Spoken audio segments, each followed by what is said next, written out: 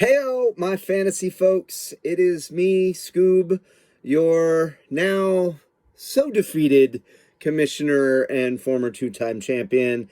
Man, I got my butt whooped last week by Tiggle Bitties. I think I put up like 70, which in fantasy, unlike in the real NFL, like when the Dolphins put up 70, that was like awesome for them. For me, not so much, because Tiggle Bitties put up much, much more than that. I can't remember offhand. Let's see if I wrote it down. Yeah, he put up almost 140 points. His best game of the season so far. He gets his first win, so congrats there, Clint. Wish it had happened to anyone other than myself, though. My team apparently caught wind that I had put them all up for trade, and they went on strike. They organized, formed a union, and just went on strike and bailed on me, man. Derrick Henry only got me 2 points. Derrick Henry only got me 2 points. Brutal. Just absolutely brutal, man. Josh Kelly and I broke up. He is now on the waiver wire. He's slated to be the starting running back for the Chargers this week because Eckler's out again. But I warn y'all, I tried him twice, and I don't think he ever reached 3 total points. So don't be lured by that 13 points that I think they're projecting. I think Mike Clay is who does the projections for ESPN. So anyways, I did this week, got 10 points out of my kicker on Thursday, so that's awesome. Go Lions. Hey. So I am up 10-0 on the Memphis Mains, really hoping that my team shows up this week, that maybe Calvin Ridley can not drop the ball in the end zone this time and instead catch it, because that's his job. He gets paid millions of dollars to catch the funny shaped ball.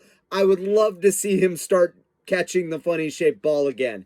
So Memphis Mains, man, he's got a good team. He lost last week to Jive Turkeys, who you've heard me talk about it. I think Jive Turkeys is making a championship run. I do think Memphis Mains is a playoff team, though. He put up 124.98, so 125. Just wasn't enough to get it done against Jive Turkeys. Again, he's got Tyreek Hill. He's got Diggs. He's got Hollywood Brown. His receivers are awesome. His running backs have a few questions, but, still a solid team.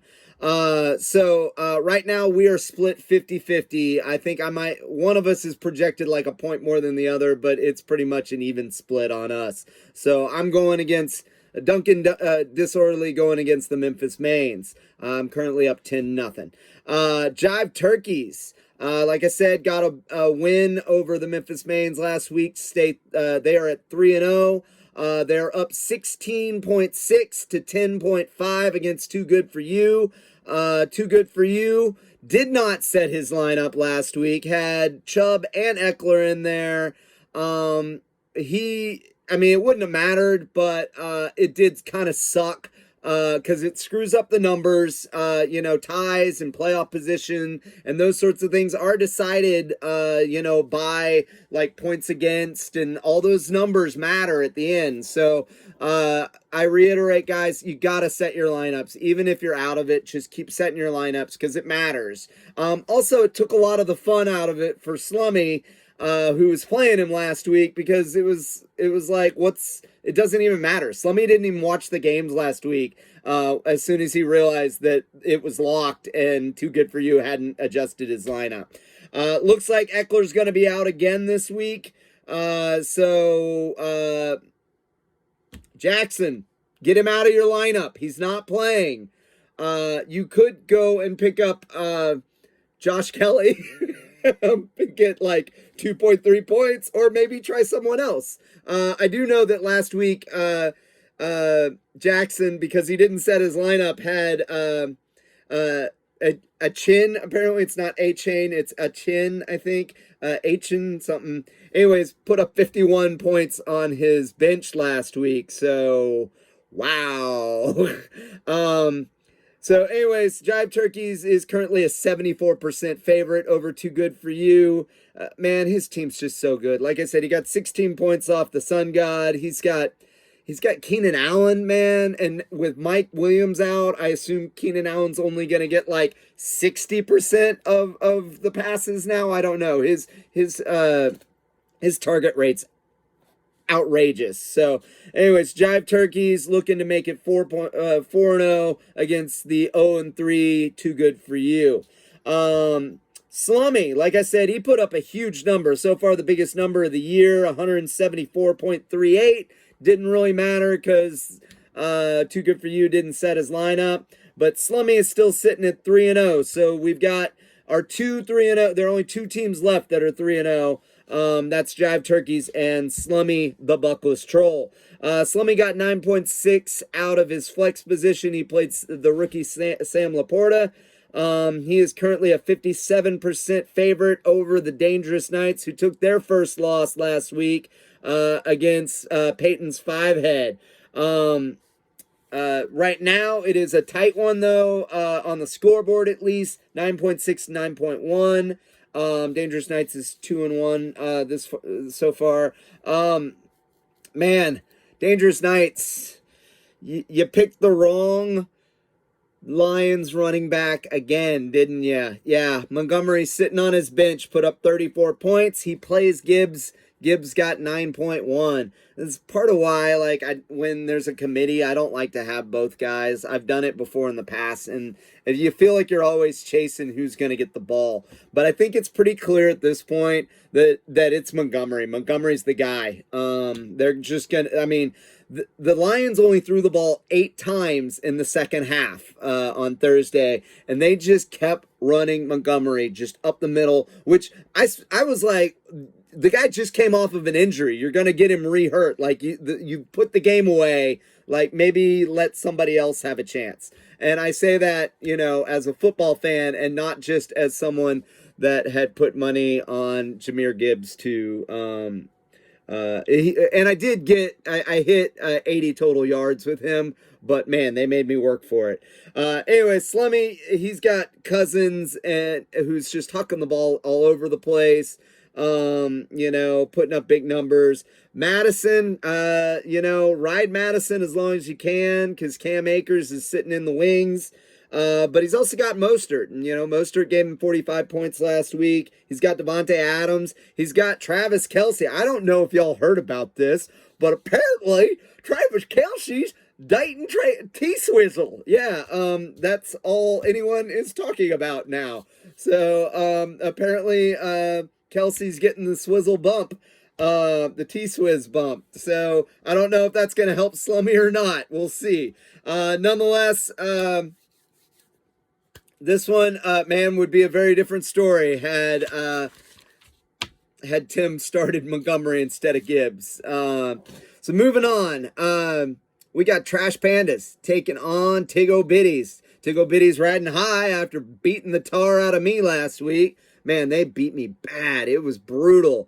I think I only had 70 total points, so they almost doubled my score. He's still playing Dak because, we don't know what's going on with Burrow.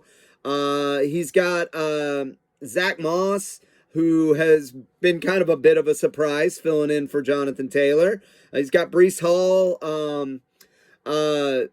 Jamar Chase, man, against Tennessee. Normally, I'd be like, playing him in my daily and whatnot, because Tennessee has a great run defense, but they suck in their secondary. But, the questions about the quarterback, you just don't know.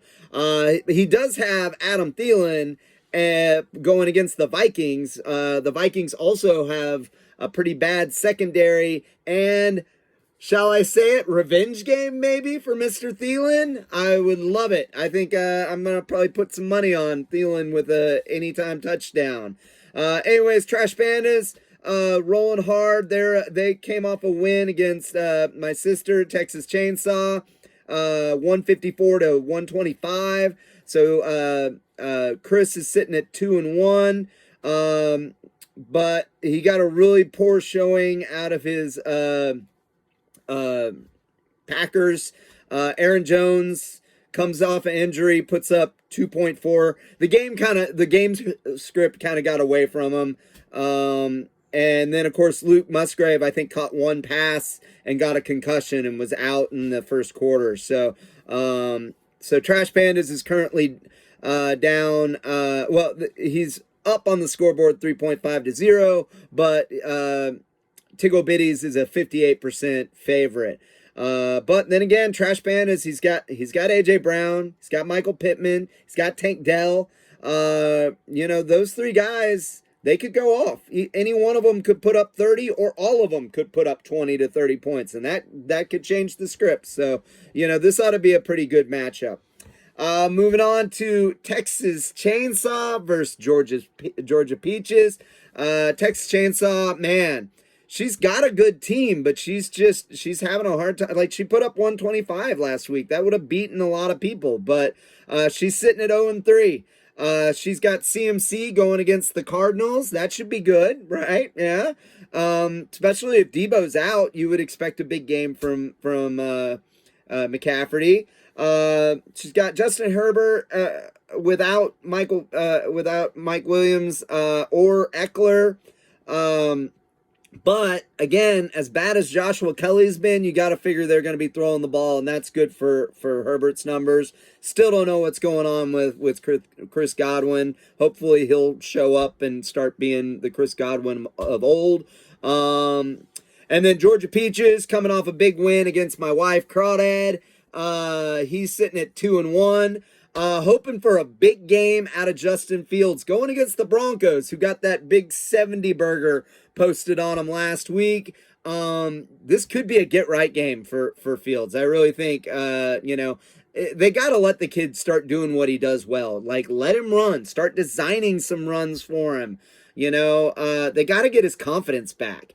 Meanwhile, Debo's still questionable for Georgia Peaches, but he's also got Kittle. And Kittle historically owns the Cardinals. So I'm expecting a big Kittle game. Probably going to run Kittle in my some of my daily fantasy lineups.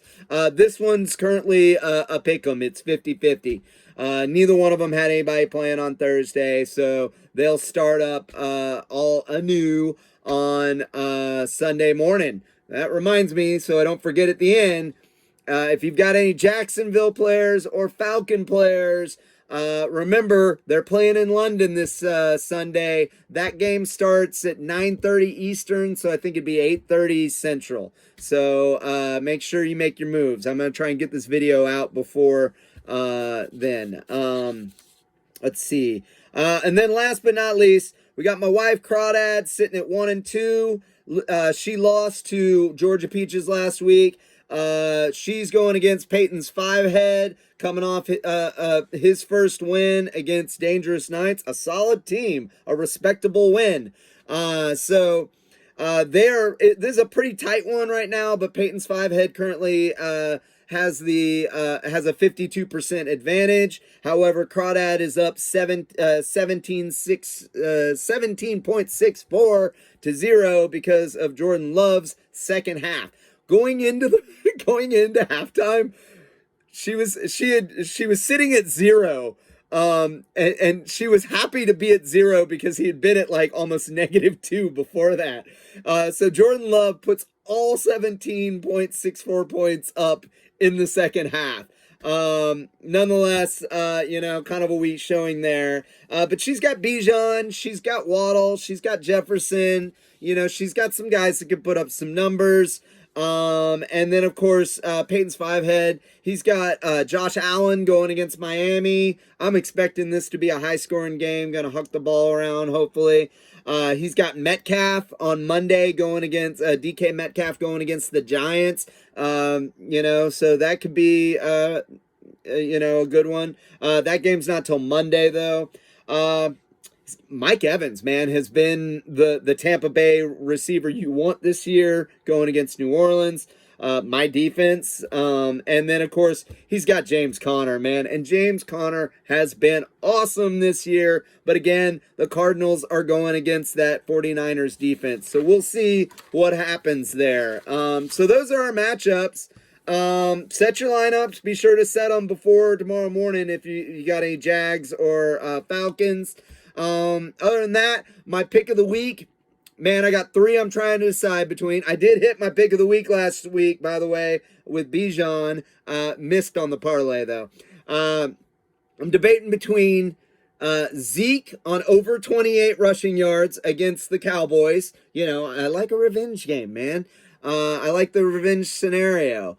We got the Bengals. I'm thinking about the Bengals at, negative, or, with the 2.5 spread over the Titans. I think that's doable. But you know what? I'm going with Adam Thielen, anytime touchdown. That's my pick of the week. All right.